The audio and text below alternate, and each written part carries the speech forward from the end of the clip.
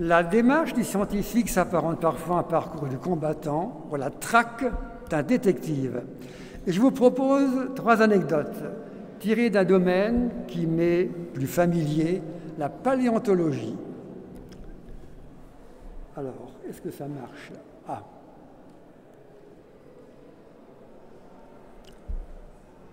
Premier exemple, le Chirotherium de Thuringe. De quoi? Voilà. À la surface de dalles de grès datant d'environ 250 millions d'années, des milliers d'empreintes de pas furent recensées et la plus grande mesure 20 cm. Découvertes en Thuringe d'abord, elles furent retrouvées dans de nombreuses régions du globe, y compris dans les Vosges.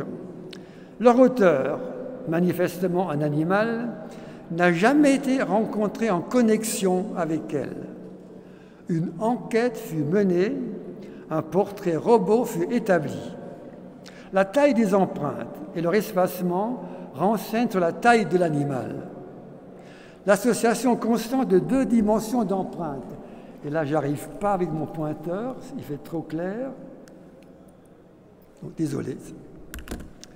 L'association constante de 2 dimensions d'empreintes indique que les pattes postérieures étaient plus fortes que les pattes antérieures. La présence d'empreintes d'écailles et de griffes permet d'affirmer qu'il s'agit d'un reptile. Et puis en plus de cela, vous voyez en bas de l'image un sillon rectiligne qui provient d'une longue queue que l'animal entraînait sur le sol.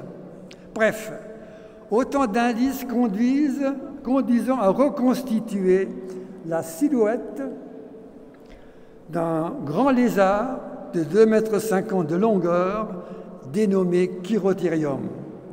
Le portrait robot a été diffusé, reste encore à trouver son propriétaire.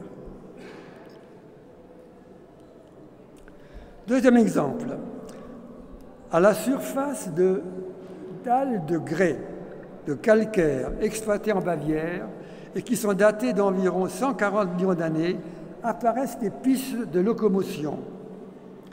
Elles consistent en une double rangée d'empreintes. Excusez-moi, là ça ne va pas. Elles consistent en une double rangée d'empreintes disposées de part et d'autre d'un sillon central. On pourrait penser à une piste laissée par un insecte, mais la roche s'est formée sous le fond d'une mer où les insectes ne s'aventurent jamais. Alors, pourquoi pas un crustacé?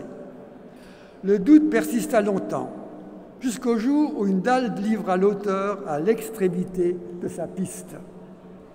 C'était le flagrant délit garanti. Il s'agissait d'une limule.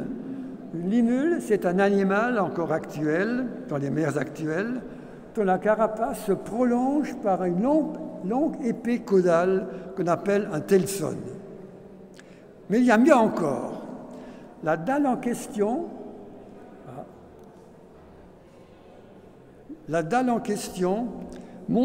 porte la signature d'un drame.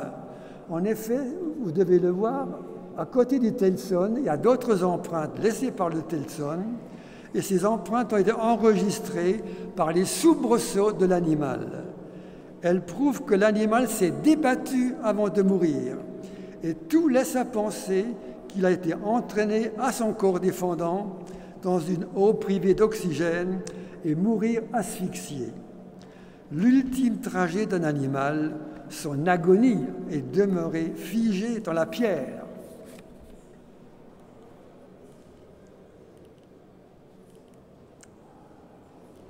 Troisième exemple, les Lugensteine de Jean Beringer. Johann Beringer était professeur de médecine à l'université de Würzburg au début du XVIIIe siècle. Il nourrissait une passion pour la paléontologie, une science encore naissante. Il collectionnait, durant ses moments de loisirs, des pétrifications, des fossiles, qu'il extrayait des collines des environs de la ville. Ses élèves décidèrent de monter un canular. Ils sculptèrent sur des pierres des figures fantaisistes et les enfouirent dans les collines prospectées par leur professeur. Celui-ci les prit pour argent comptant et alla de ravissement en ravissement. Il y avait de quoi. Il y avait de quoi.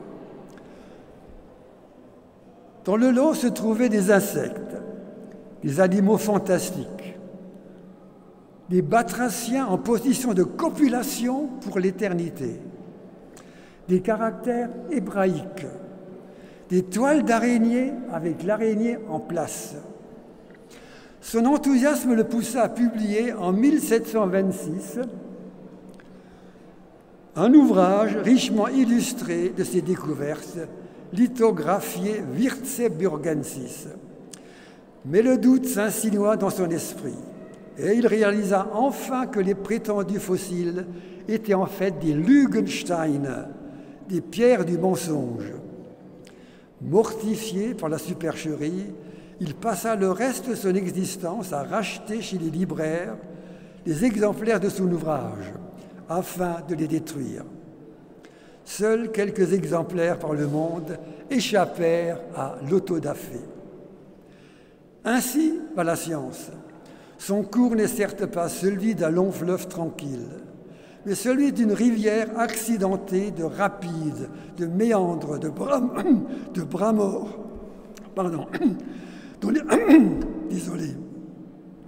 dont les paysages se renouvellent en permanence, des paysages dont la beauté s'accroît encore lorsque l'admiration ressentie est partagée. Partager des enthousiasmes, partager des savoirs, c'est là une des noblesses des alumni. Merci.